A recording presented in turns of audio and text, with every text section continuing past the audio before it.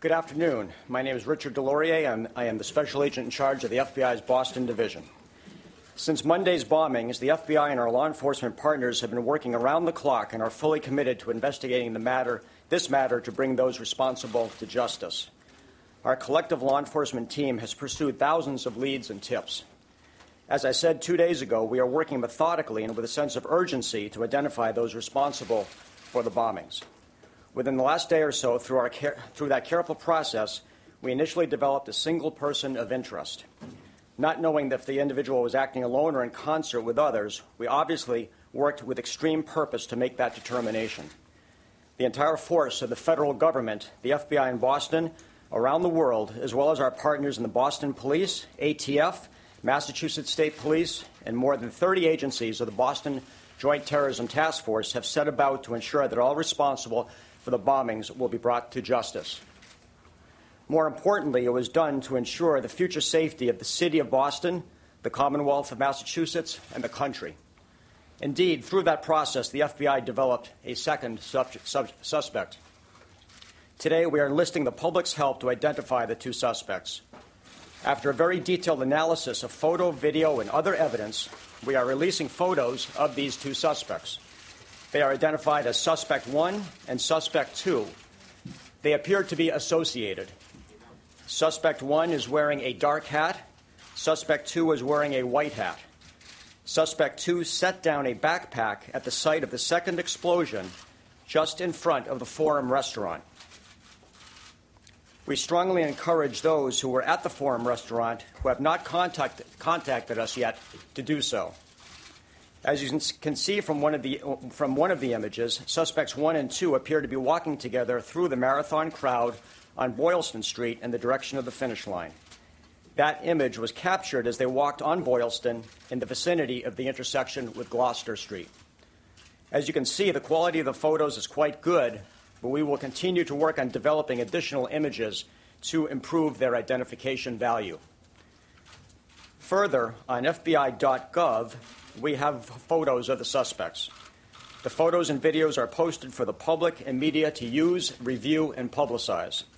For clarity, these images should be the only ones, and I emphasize the only ones, that the public should view to assist us.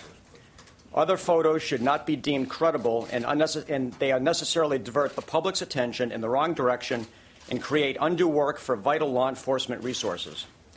For more than 100 years, the FBI has relied upon the public to be its eyes and ears.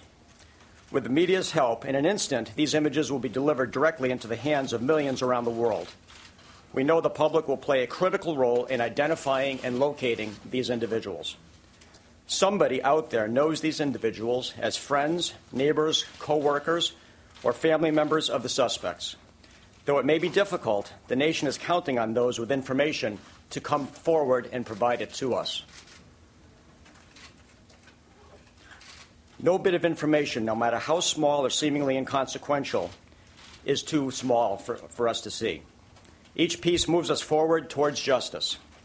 It is extremely important to contact us with any information regarding the identities of Suspect 1, Suspect 2, and their location. We consider them to be armed and extremely dangerous. No one should approach them. No one should attempt to apprehend them except law enforcement. Let me reiterate that caution. Do not take any action on your own. If you see these men, contact law enforcement. If you know anything about the bombings or the men pictured here, please call the telephone listed on the photo arrays. That's 1-800-CALL-FBI. Again, that's 1-800-225-5324. All calls will be kept confidential. We have also established a website for tips that directly relates to the bombing. Please contact us at bostonmarathontips.fbi.gov.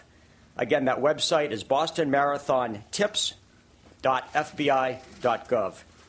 The photos can be viewed on our website, fbi.gov.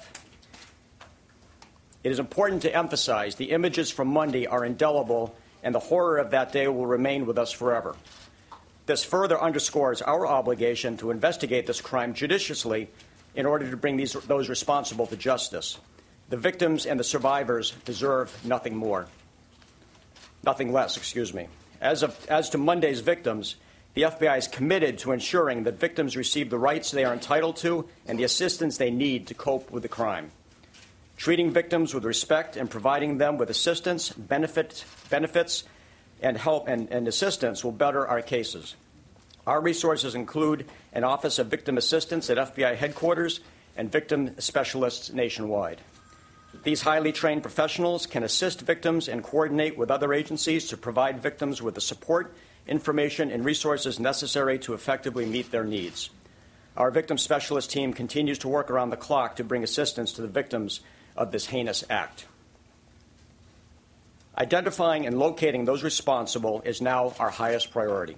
No other details of the investigation will be released at this time because this is our focus now. It continues to be an ongoing, active investigation. Review these photographs and contact us at 1-800-CALL-FBI or www.bostonmarathontips.fbi.gov immediately. Thank you very much. Karen? Rick, I was wondering should there be arrest, what potential charges do you anticipate? I wouldn't want to comment on that, Karen, right now. I would allow U.S. Attorney Ortiz to comment on that aspect. Why are you denying that there was bomb drills Monday morning? We got photographs on Infowars.com, folks, of contracts. Next question, please. Next question, please. Yes. Yes. Are both suspects seen planting these devices at the finish line of the Boston Marathon? No. What time? The only one who was observed planting what we believe to be the device is suspect number 2 with a white cap. What time? What time did they put those devices down, do you believe? I don't have the precise time in front of me. It was shortly before the bomb blast went off. Within minutes. Mr. Delorier, are these the sole people of interest to the FBI at this point in your investigation? At these time, these are the people of interest to the FBI. Why are you denying there was bomb drills Monday morning? It's not working. Yes. Yes. Do you have any information on what they did after the explosions? Any indication they were around watching? Do you have any video of them walking away? Suspect number 2 with the white cap on proceeded west on Boylston Street. And that's all we know right now. Sir, can you address there were pictures today in newspapers all over the country, including the New York Post, that identified 2 men as potential suspects. I'm just wondering what it does to your investigation when things like this get out and these guys are wrong. I think I addressed that. Thank you. And I think I addressed that question in my statement by saying the only official photos that should be officially relied upon in this investigation are those you see before you today. If there are dangers, sir, you stand by your earlier statement that there is no additional danger to the public? I do stand by that statement right now. There's no additional imminent danger that we are aware of right now. Okay, thank you.